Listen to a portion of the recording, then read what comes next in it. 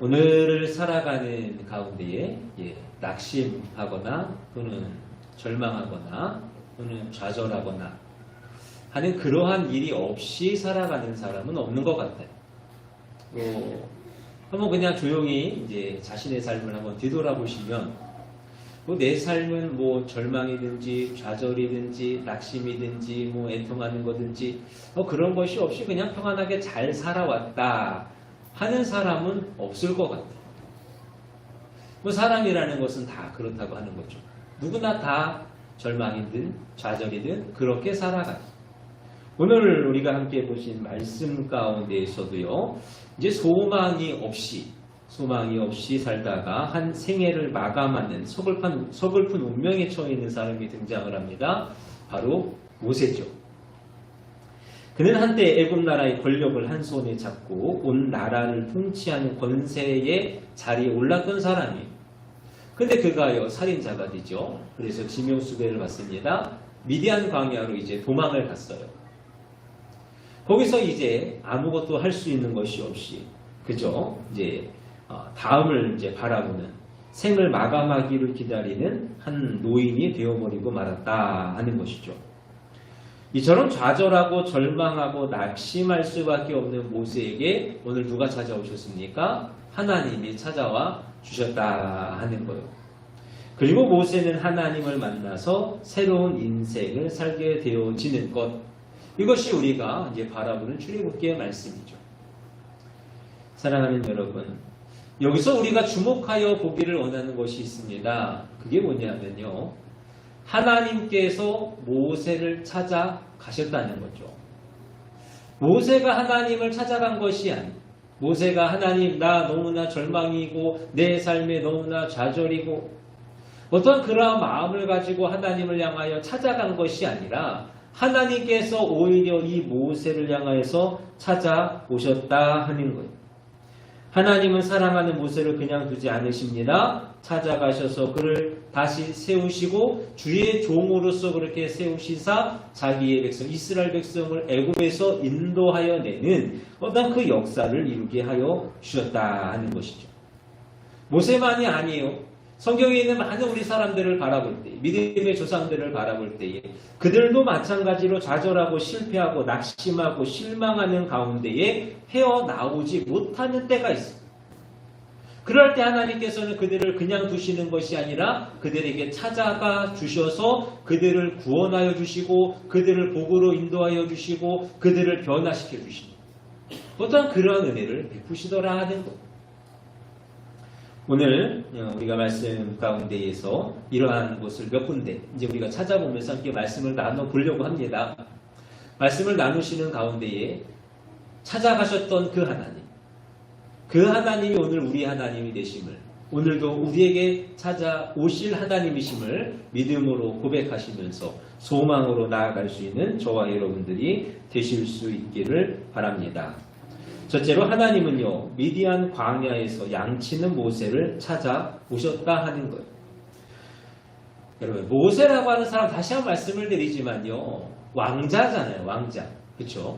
한 나라의 왕자예요. 더군다나 그 당시 애굽이라고 하는 나라는 그 주변에 어떤 중동이라고 하는 지역을 막 잡고 있는 그러한 나라였죠. 그러한 나라의 왕자로서 왕궁에 머물면서 얼마나 많은 교육을 받았겠어요. 철학이든지 문학이든지 여러 가지 종교가 되어졌든 무예가 되어졌든지 그 다음으로 이제 왕이 되어져서 애굽의 1인자가 되어져서 그 애굽을 통치하기를 위해서 얼마나 많은 교육을 받았겠습니까?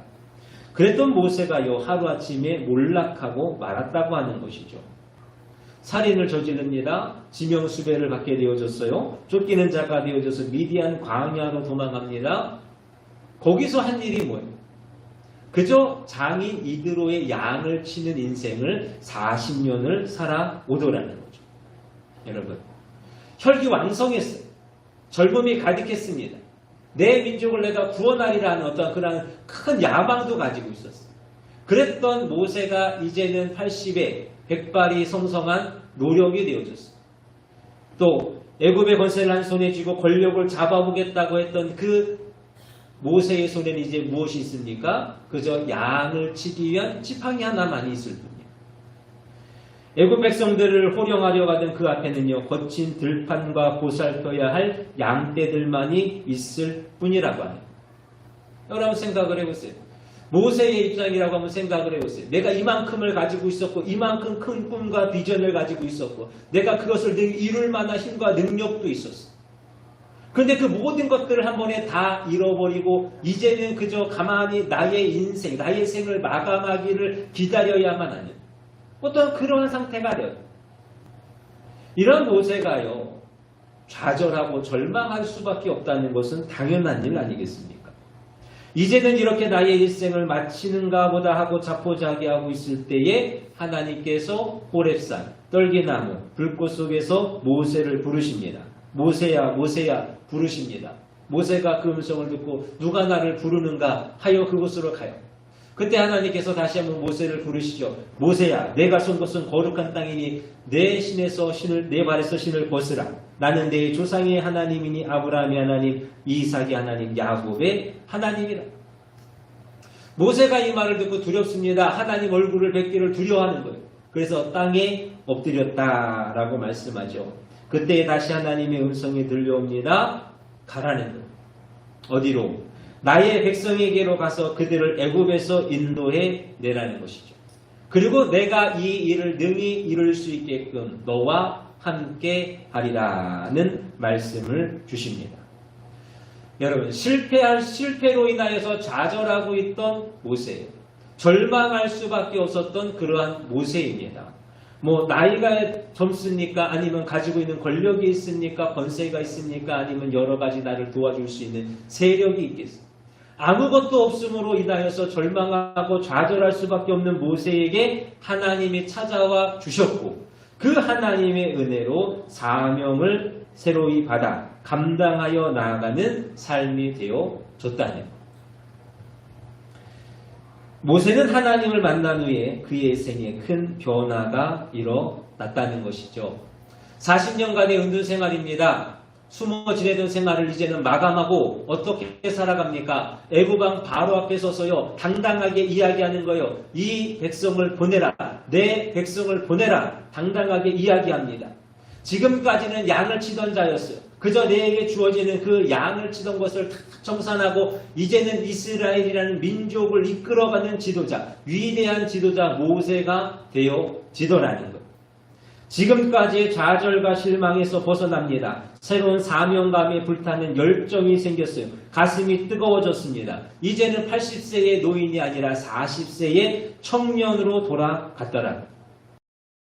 하는 여러분, 이처럼 호렙산 기슭에서 양이나 몰고 다니면서 운동 생활을 하던 그 모세, 좌절하고 절망하여 있던 그 모세를 하나님께서는 찾아내시고 그를 만나 주시고 그에게 새로운 사명을 주셨다는. 오늘 저와 여러분들 이 하나님을 만나는 은혜가 있기를 원합니다.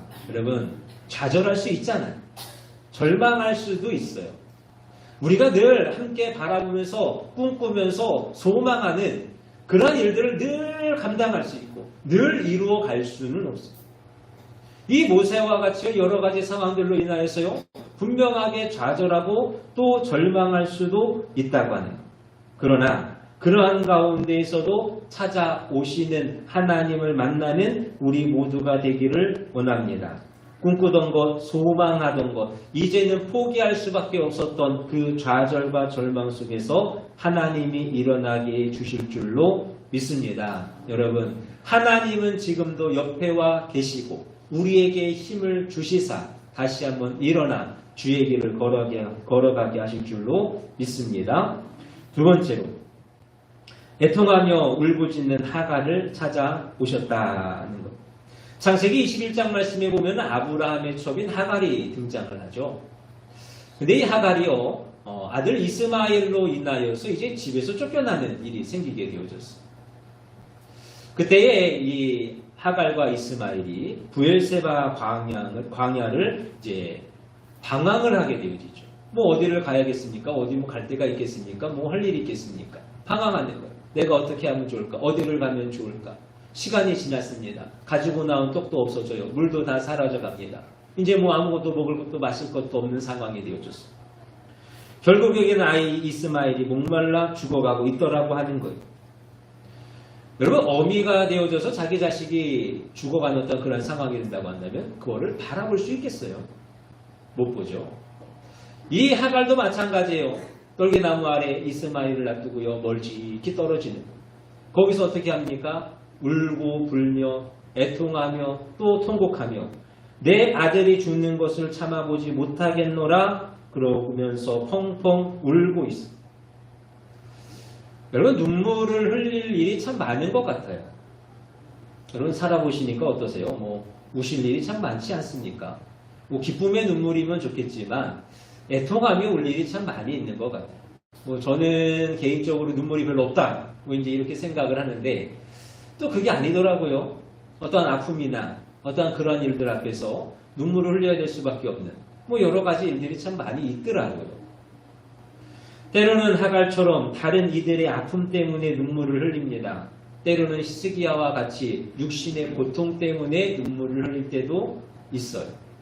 또 때로는 다윗과 같이 막막한 어떠한 그런 인생길 때문에 우리가 눈물을 흘릴 때도 있죠. 또 때로는 욥과 같이 정말 억울한 가운데에 눈물을 흘릴 때가 있다 하는 거예요. 그렇게 눈물을 흘리면서 하나님께 부르짖고 있지는 않으십니까? 여러분, 하나님은 하갈의 기도를 들어주셨습니다. 천사를 그에게 보내셨어요. 하갈아, 무슨 일이냐? 두려워하지 말라. 하나님이 저기 있는 아이의 소리를 들으셨나니 일어나 아이를 일으켜 내 손으로 붙들라. 그가 큰 민족을 이루게 하리라.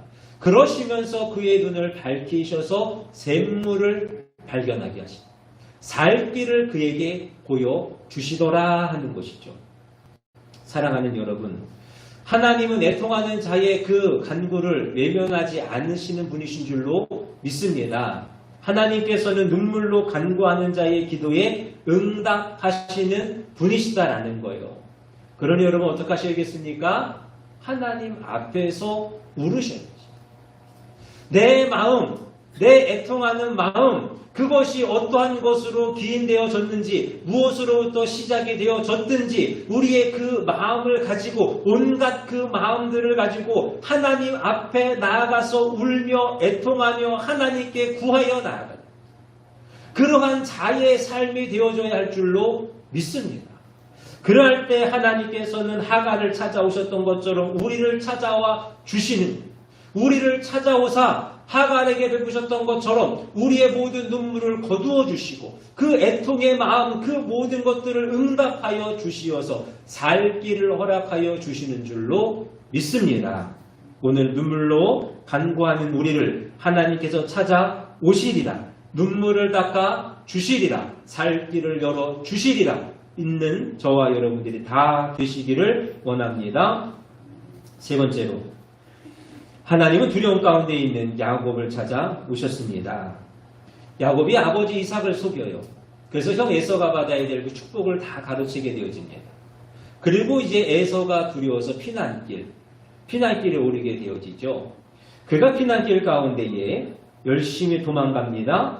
열심히 도망하는 가운데 지쳐 쓰러지게 되어지죠. 밤이 되어졌습니다. 어두워졌습니다. 평소 같았으면 그 어두운 시간에 무엇을 했을까요? 아버지 옆에서, 어머니 옆에서 그 안에서 함께 맛있는 것도 먹고 함께 웃으면서 즐겁게 대화하면서 평안하게 지내지 않았겠어요? 그런데 하루 종일 도망갑니다. 그냥 뭐 이렇게 산책하는 거 아니잖아요. 나를 죽일까 해서 열심히 부지런히 도망가는 거예요. 몸도 지쳐갑니다. 마음도 지쳐갑니다. 고독이 찾아오고 외로움이 찾아왔어요. 그러한 가운데 내가 오늘은 어떻게든 여기까지 왔는데 내일은 또 어떻게 가야 될지, 어디를 가야 될지, 앞으로 내가 어떻게 살아야 할지. 참으로 야곱에게 주어지는 그 모든 일들이, 모든 상황들이요, 마치 두려움이 되어지고 있더라 하는 것. 마치 야곱의 지금 모습은요, 사방이 캄캄한 어두운 밤과 같더라는 것이죠. 소망이 없더라는 것. 우리의 인생이요, 날마다 기쁨이 넘치고 즐거움이 넘쳤으면 좋겠어요. 늘 웃으면서 살 수 있고 늘 감사하게 기쁨으로 나아갈 수 있었으면 참 좋겠습니다. 뭐 그렇게 살아가는 거 원치 아니하시는 분 없잖아요. 근데 우리 인생이 그와 같지 않죠. 롤러코스터와 같아요. 좋은 일이 있으면 나쁜 일이 있고, 기쁜 일이 있으면 또 슬픈 일이 있고, 소망이 있으면 또 절망이 있고. 근데 가만히 살아가다 보니까요, 인생을 살아가다 보니까 좋은 일보다는 나쁜 일이 더 많은 것 같고요, 소망보다는 절망이 더 많은 것 같고요, 기쁨보다는 슬픔이 더 많은 것만 같아요. 한치 앞을 내다볼 수 없는 두려움이 있습니다. 홀로 걸어가야만 하는 그러한 두려움도 있습니다. 보장된 것이 없는 그러한 두려움도 있습니다. 인생이라고 하는 것이 두려움이 너무나도 많이 있더라는 것이죠. 그러나 사랑하는 여러분, 이와 같은 두려움 가운데에 하나님께서는 야곱을 찾아오셨다 하는 거예요. 도저히 어찌할 수 없는 절망 가운데 빠지신 분이 계시진 않습니까? 사방이 캄캄하고 도저히 헤쳐나갈 수 없는 시련 속에 빠져 계신 분은 있지는 않습니까? 환난과 고통의 파도가 산더미처럼 몰려오고 있지는 않습니까? 이 모든 두려움들, 그 두려움, 그 절망 속에서 하나님은 우리에게 찾아와 주셔서 위로와 평안을 주실 줄로 믿습니다. 야곱에게 찾아가 주셔서 그 모든 두려움들을 이겨내고 그 모든 두려움들을 벗어나서 이제는 평안과 위로와 소망 가운데 살아가게 하신 그 하나님이 오늘 저와 여러분에게도 찾아와 주셔서 모든 두려움들을 물리쳐 주시고 정말로 평안함과 또한 위로함 속에서 하루하루를 기쁨으로 감사함으로 살아가게 하실 줄로 믿습니다. 여러분, 그러니 땅을 바라보지 마시고 야곱과 같이 하늘을 바라볼 수 있는 저와 여러분들이 되셨으면 좋겠습니다. 제가 예레미야를 간간히 말씀드리잖아요. 예레미야가 하나님의 뜻대로 하나님의 말씀대로 열심히 살아갔어요. 근데 그에게 주어진 것이 무엇입니까? 사방을 둘러싼 감옥이잖아요. 여러분, 둘러볼 때 무엇이 보여지겠어요? 아무것도 보여지는 것이 없어요. 아무런 소망이 없어요.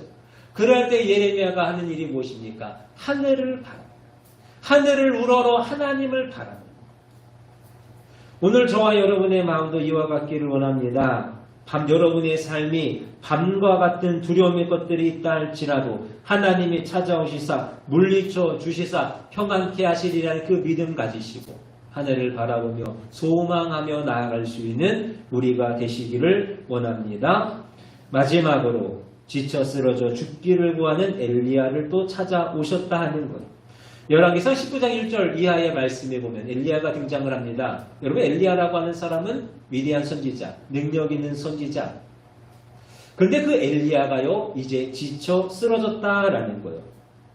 그때 엘리야가 하나님께 기도하죠. 여호와여, 이제는 넉넉하오니 지금 내 생명을 취하소서. 그때 하나님께서 천사를 보내셨습니다. 엘리야를 깨우는 거예요. 엘리야가 일어났더니 눈앞에 뭐가 있습니까? 떡과 물이 있습니다.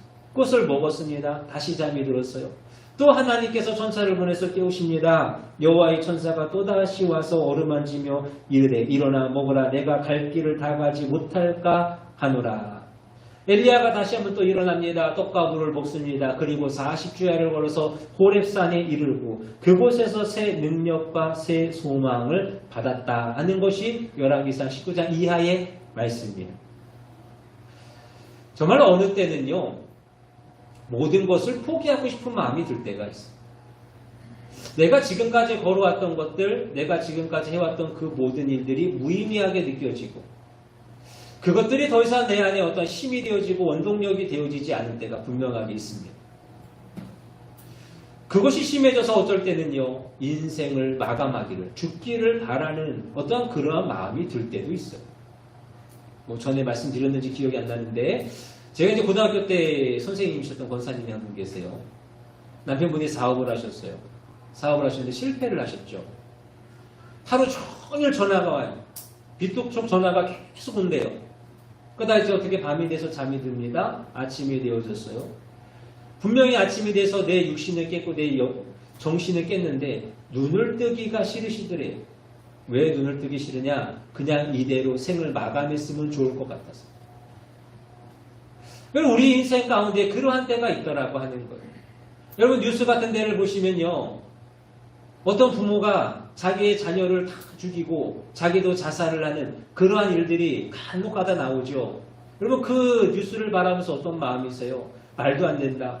그 생명, 하나님 주신 그 소중한 생명, 내 사랑하는 자녀. 근데 여러분 또 한편으로는 마음 가운데에 연민의 것이 느껴져요. 오죽했으면 그럴까? 오죽했으면 그럴까? 그러나 그러한 때에도 하나님은 우리를 버리지 않으시고 천사를 보내어 지키어 주시며 지친 영혼을 위하여서 말씀의 떡과 은혜의 생수를 보내주시는 분이신 줄로 믿는 저와 여러분들이 되시기를 원합니다. 여러분, 하나님은 지쳐 쓰러지는 엘리야를 그냥 두시는 것이 아니에요. 그를 기억하시고 그를 지키시기 위하여서 천사를 보내주시고 그 엘리야로 하여금 다시 한번 힘을 내어서 하나님께서 허락하시는 그 사명의 길을 걸어가기를 원하셔서 그에게 떡과 물을 주셨듯이 오늘 저와 여러분의 삶 가운데도 마찬가지 그 은혜를 베풀어 주시는 분이신 줄로 믿는 믿음이 여러분 가운데 임하기를 원합니다. 이사야 40장 28절부터 31절의 말씀이 너는 알지 못하였느냐 듣지 못하였느냐 영원하신 하나님 여호와 땅끝까지 창조하신 이는 피곤하지 않으시며 곤비하지 않으시며 명철이 한이 없으시며 피곤한 자에게는 능력을 주시며 무능한 자에게는 힘을 더하시나니 소년이라도 피곤하며 곤비하며 장종이라도 넘어지며 쓰러지되 오직 여호와를 앙망하는 자는 새 힘을 얻으리니 독수리가 날개치며 올라간 같을 것이요 다른 박질하여도 곤비하지 아니하겠고 걸어가도 피곤하지 아니하리로다. 하나님은 피곤한 자에게 새 능력을 주시는 분이십니다. 무능한 자에게 힘을 더하여 주시는 분이십니다. 그리하여서 새 힘을 얻어서 살아가게 하시는 분이신 줄로 믿는 은혜가 여러분에게 온전히 임할 수 있기를 원합니다. 여러분, 무더운 여름이 지나갑니다. 어떠셨어요? 많이 지치셨죠? 고단하셨죠?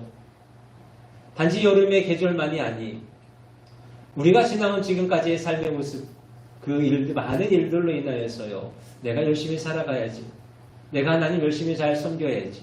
삶으로나 또 신앙으로나 많이 지치고 고단한 것이 우리의 삶의 모습이 아닐까 생각을 합니다. 여러분, 그러할 때에 다시 힘내어서 열심히 나아가는 저와 여러분들이 되기를 원합니다. 하나님이 새 힘을 주십니다. 하나님께서 새 능력을 주십니다. 주님 앞에 가는 그날에 이르기까지 온전히 걸어가 온전히 사명 감당할 수 있도록 하나님께서 도와주실 것을 믿고 다시 한번 힘내어 나아가는 저와 여러분들이 다 되실 수 있기를 주님의 이름으로 축원합니다. 말씀을 정리합니다. 오늘 하나님께서 행하실 여러 가지 사건, 여러 가지 역사를 바라봤습니다. 그 일들의 모든 것의 공통점은 뭐예요? 하나님께서 찾아오셨다 하는 것이죠.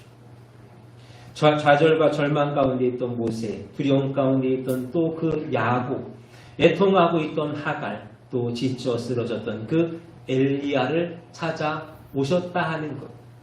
그리고 찾아오신 그 하나님이 오늘 여러분에게도 찾아와 주실 줄로 믿습니다. 여러분 좌절과 절망 가운데 계십니까? 애통과 눈물 가운데 계시지는 않습니까? 두려움 가운데 아니면 지쳐 포기하여 죽기를 바라고 계시지는 않습니까? 그때에 하나님이 나에게 찾아오시리라. 하나님이 나를 만나 주시리라.